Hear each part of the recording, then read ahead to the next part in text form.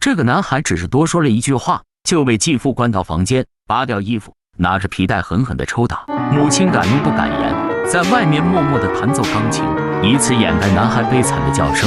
1小时后，继父发泄完，男孩还要举起颤抖的手，跟继父握手言和。这不禁让网友感叹，这样变态的家庭会教出怎样的孩子？这就是今天介绍的电影是校园规则。男孩名叫艾里克，他每天生活在暴力和压抑中，家对他来说就像一所监狱。到了学校，他将压抑发泄到同学身上。一次在学校打架斗殴，艾里克被学校开除，哪怕他成绩再好，学校领导也不敢留他，还扬言没有一所公立学校敢收他。母亲不能看着儿子前途尽毁，于是背着继父卖掉部分家产，花钱买了一个贵族学校的入学资格。母亲知道是噩梦一样的家庭造就了艾里克现在的性格。临行前，母亲叮嘱艾里克要在学校好好表现。艾里克剪了清爽的短发，暗示着他也想要改头换面，但没想到艾里克只是从一个地狱进入另一个地狱而已。艾里克刚来这里就认识了舍友小胖，小胖性格温和，成绩也好，新学校给艾里克第一印象不错。但到了晚餐时，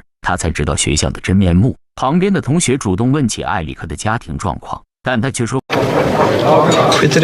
引发了其他同学的不满。原来在这所学校里，以孩子们的家庭富有程度来划分等级，而那些普通家庭的学生，不管成绩多么优秀，老师也不会在意。学生会会长听到了艾里克说了脏话，却把提问的人叫了过来，并狠狠地敲了他的头。很明显，会长是想给艾里克一个警告。这边小胖也提醒艾里克在这里不要出风头，否则会很惨。第二天上课时，老师毫不避讳地吐槽小胖的长相，说这是下等人的皮囊。艾里克听得目瞪口呆，很难相信这样的话会出自一个老师之口。为人师表去哪了？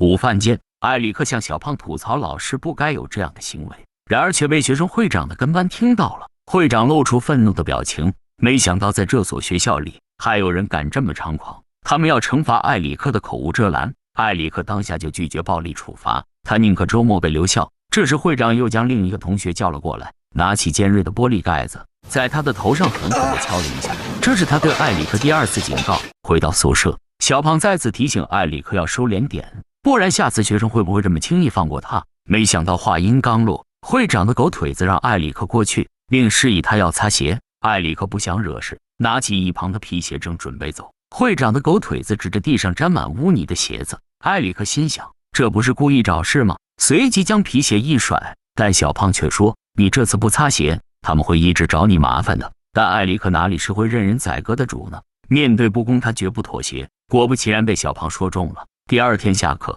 艾里克正与小胖聊天，会长的狗腿子就来了，他们要求艾里克道歉。会长表示只要他道歉，可以既往不咎，但没做到什么歉呢。硬骨头的艾里克坚持不低头，会长当即给艾里克下了战帖。学校里有个斗场，当学生之间出现矛盾的时候，就会在这里约战，当然不是单挑，击打一是家常便饭。如果被约战不应战，就会被取外号老鼠，从此在学校里抬不起头。到了晚上，斗场围满了人，艾里克就戒了很久，也忍不下这口气，正想着冲出去决斗时，突然想起了妈妈。无论如何，他不想再辜负母亲了。他给母亲打了一个电话，告知学业繁忙，周末不回家了。等艾里克赶到斗场时，现场一片哗然，因为没有应战，他现在又多了一个外号老鼠，并且还增加了周末留校的时间以及惩罚性的劳动。回到宿舍，艾里克理解了小胖的话，忍一忍就过去了。但天不遂人愿，事情没有就此结束。会长不仅带人闯进他们的宿舍，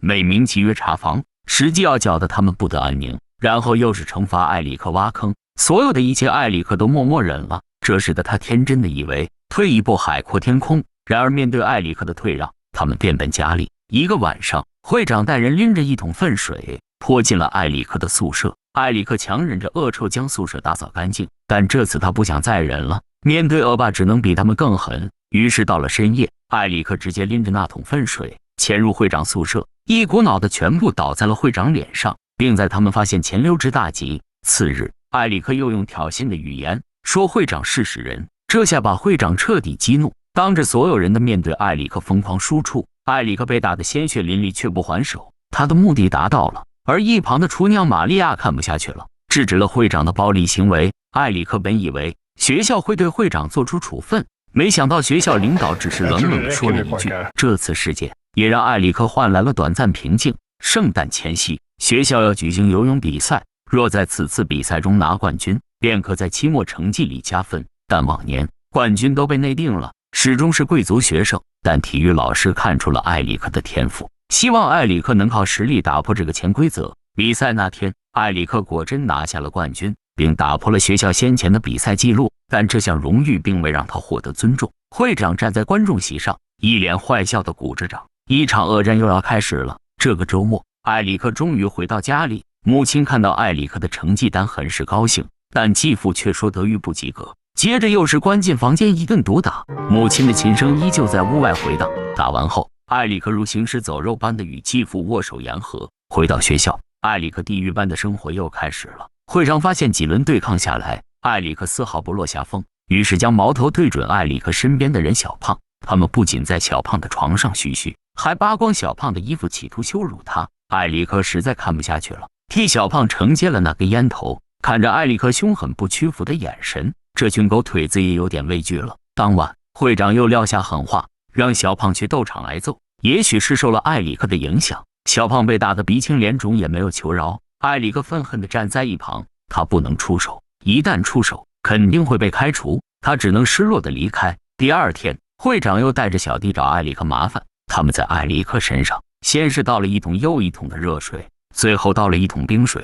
在会长的威慑下，没人敢上前救艾里克。幸好玛利亚及时出现，玛利亚将他带回了家。经历了种种，两人的心更加贴近。在这所学校里，除了小胖，玛利亚是他唯一的温暖。次日，玛利亚回到宿舍，小胖却离开了。他留下一封信，他实在受不了会长等人的校园霸凌，主动退学了。好友的离开让艾里克更加坚信不能向恶势力低头，他不想再忍了，主动向会长下战书。在斗场上，艾里克战斗力惊人，1对2把他们打趴在地上，哭着叫爹妈。之后，艾里克去找玛利亚，却得知玛利亚被辞退了。好友、女友接连离开，让艾里克很是失落。几天后，艾里克收到玛利亚的来信，他还没来得及看信，就被会长带人进来抢走了。玛利亚在信中表示自己怀孕了，按学校的制度，艾里克的行为会被开除。艾里克认了，但临走前他想要回那封信，因为信中有玛利亚的地址，但校长却将信锁进了抽屉里。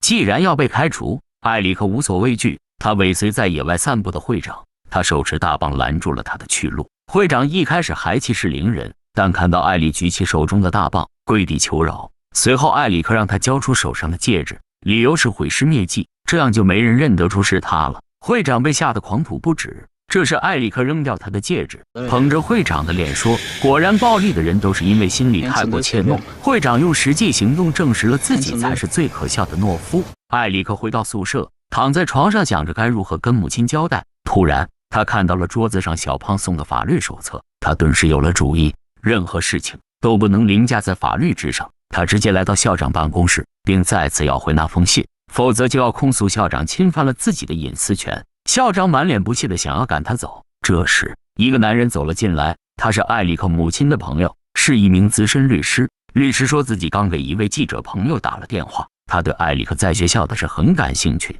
校长瞬间就淹了。艾里克就这样成功拿回信，还顺利拿到毕业证。这一刻起，艾里克终于成长了。回到了家，继父再次对艾里克冷嘲热讽。艾里克看着母亲眼角的淤青，这一次他不会再妥协。忍无可忍，无需再忍。Om halvtimme kommer att vara på sjukhus. Du kommer inte kunna se på något av ögonen. Ditt näsben kommer vara av och båda dina armar brutna. Du kommer inte våga berätta vad som har hänt. Du kommer säga att du ramlat i en trappa. För om du drar in polisen så kommer de få veta vad du har gjort mot oss i alla år. 接着艾里克慢慢地关上了门。影片到此结束。不得不说，校园规则非常敢拍，上到家庭暴力，下到校园霸凌，在集权统治下，艾里克只是一小撮力量薄弱的反抗者。他努力以理智的方式对抗残酷低等的原始暴力。